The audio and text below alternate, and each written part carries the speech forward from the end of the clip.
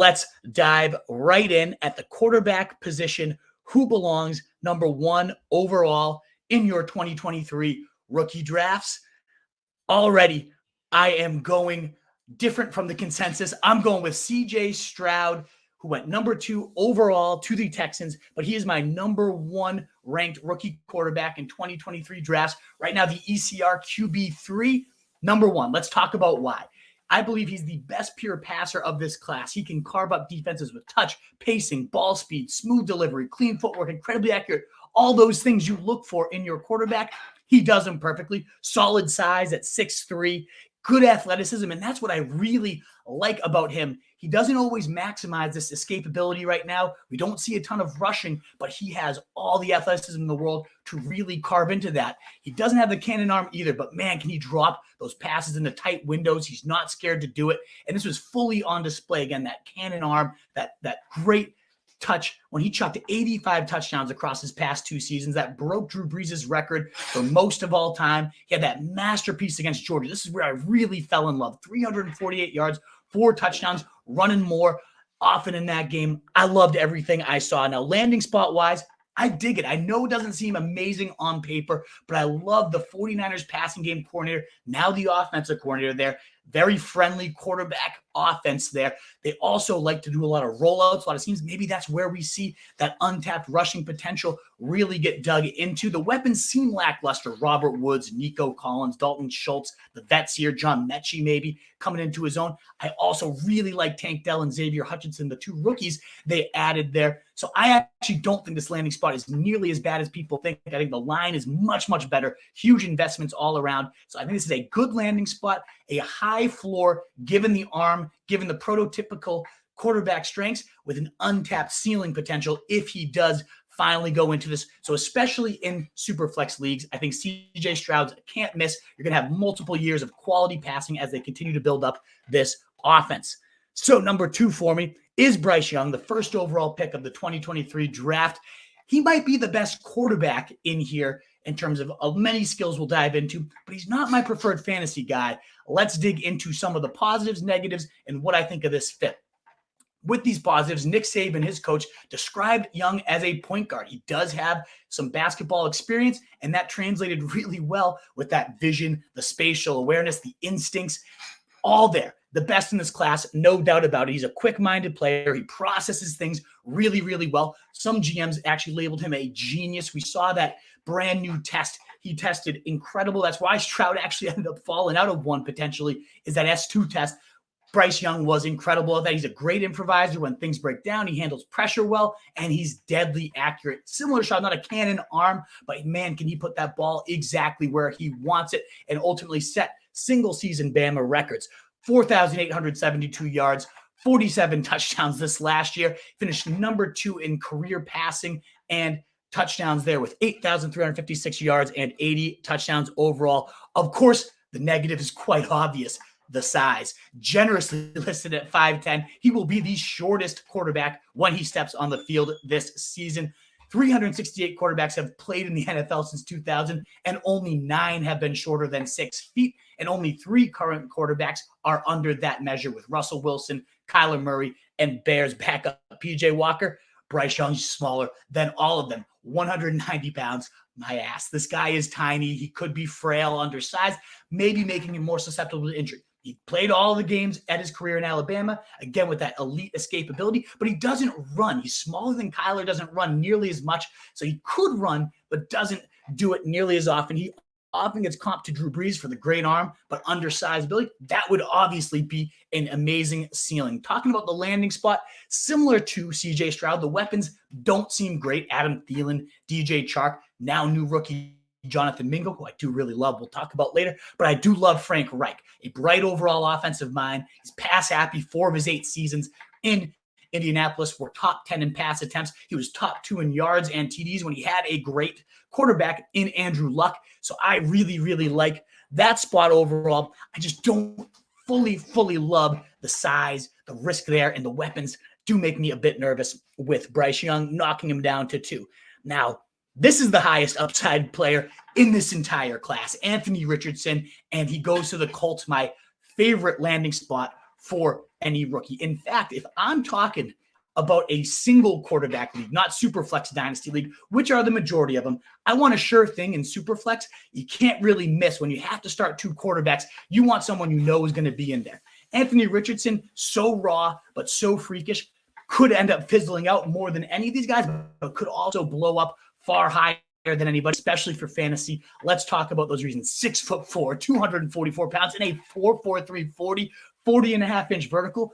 Those are insane measures for any position, never mind the quarterback spot. This is Cam Newton-sized Lamar Jackson with similar touchdown upside. He broke 39 tackles last year as a quarterback. The ceiling is limitless, especially the arm, the strongest of the class, and it's by a country mile. He can deliver every throw with zip.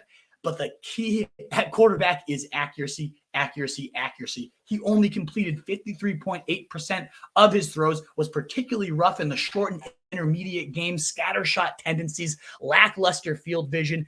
That's what the risk is here, and why he could flame out fast is if he can't hit those short throws and get the ball to his receivers quickly, it's going to be a very quick NFL career here.